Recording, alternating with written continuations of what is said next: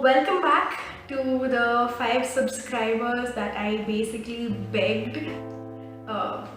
Just thanks for sticking, thanks for being a good friend, and thanks for bearing with me through the cringe. So this is going to be a quick book review.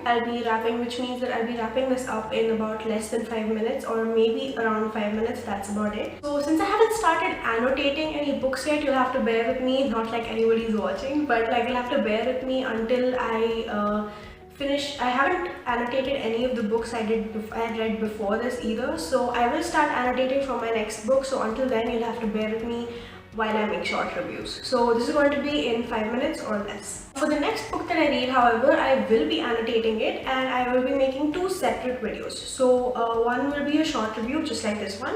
It will be a 5-minute review, and there will be another review where I will be breaking down the characters, scenes, and about the theme. Basically a full, complete 10th grade ICSE English lesson breakdown. So let's get started. I am here today to talk about the 8-part Ramayan series by Ashok Banker, just like I promised I would last time. And so yeah, here I am. So let's start with what the 8-part series has, what books the 8-part series has. The series basically consists of 8 books. Namely the Prince of Ayodhya, the Siege of Mithila, Demons of Chitrakoot, Armies of Hanuman, Bridge of Rama, and King of Ayodhya.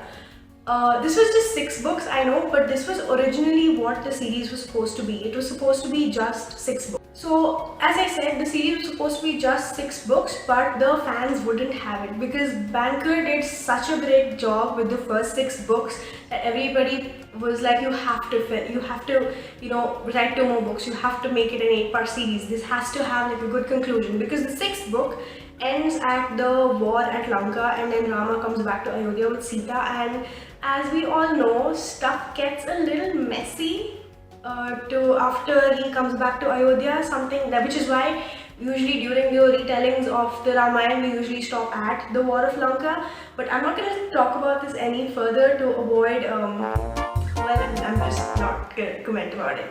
But yeah, so he eventually succumbed to the pressure and he wrote the next 2 books.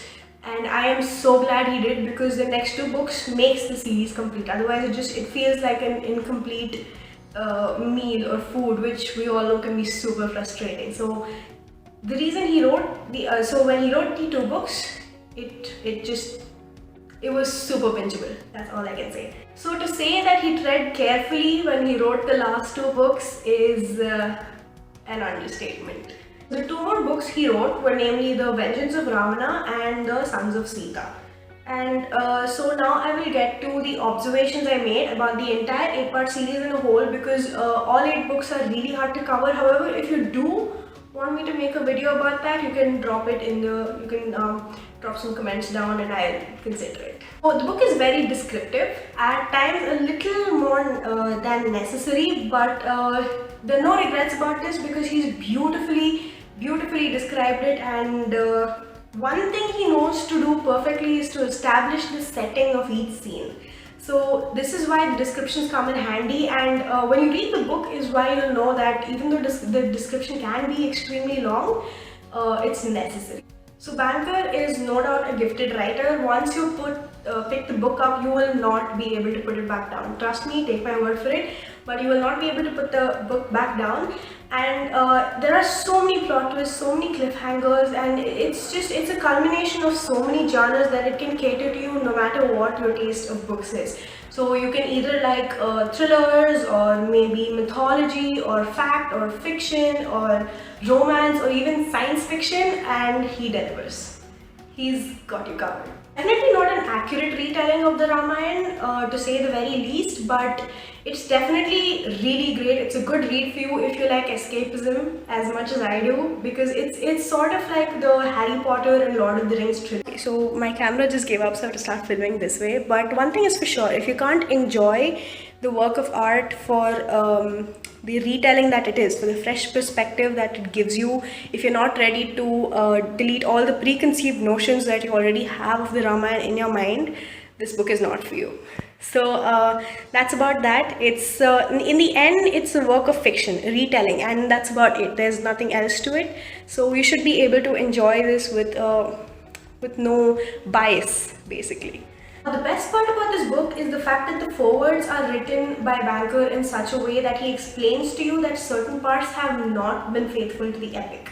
So they haven't been faithful to the original storylines or events that transpired, and he might have exaggerated certain parts of it, and he actually makes this very clear, and he says that it is nothing but a retelling and you shouldn't take it in any other way, and he's just added his own twist into it, and he has done a tremendous job with it, take my word for it. And so that's just what this is. These are a set of books that are essentially that they just have the skeleton of the main story, but the rest of it is all Banker's magic. It's a very enjoyable read. It's a very there's a very modern approach to the story.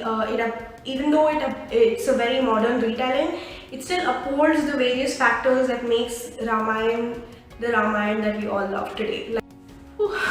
Alright, so where was I before my battery died? That's right.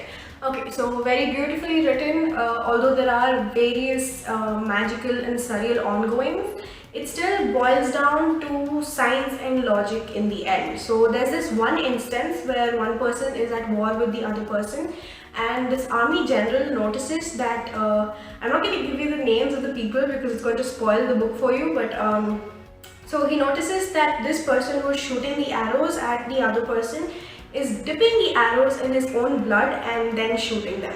So what he's essentially doing is what we know today is as an ABO incompatibility reaction.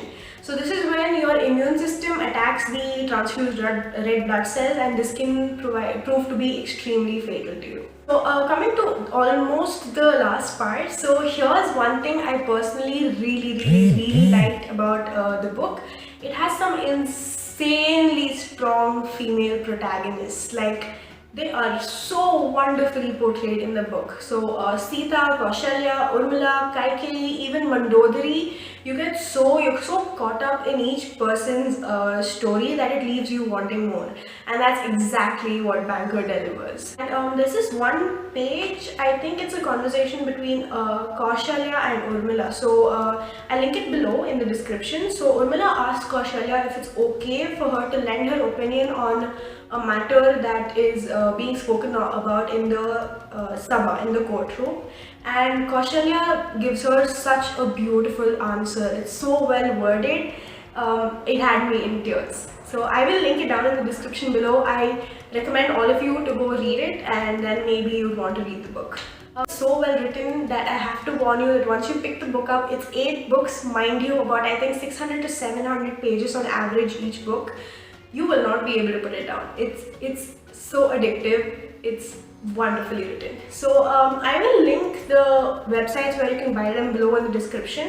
I don't think you can buy all 8 books anymore. You could buy it on his website before, but now for some reason he isn't accepting any memberships. But yeah, I think there's one website that sells a Kindle edition. I think Amazon sells a Kindle edition, and Flipkart sells about 7 books. And there's also an illustrated version. There's an illustrated version coming from for the first book, which is called The Prince of Ayodhya, as I mentioned. And although Banker writes books so well that there isn't really a necessity for an illustrated book, but artist Sachin Nagar has done such a marvelous job with the illustration. I mean, just take a look at the cover, right? Look at the cover. It's so beautiful.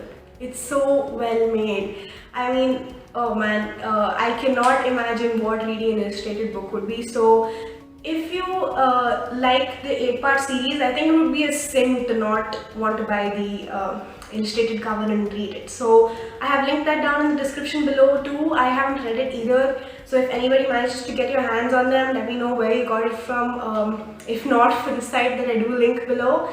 And that brings me to the end of this video. So please like, share, subscribe, do the usual, tap that bell icon. Please help me grow so that I can make just a little bit, just like a teeny bit of revenue, so I can pay for my books, read more, give you guys more reviews, I don't know. And if you want anything to be done differently, I mean the 5 subscribers who are watching, if you want me to review any other books, please drop it down in the comment section and I will do so. And yeah, that's about it. I'll see you in the next video.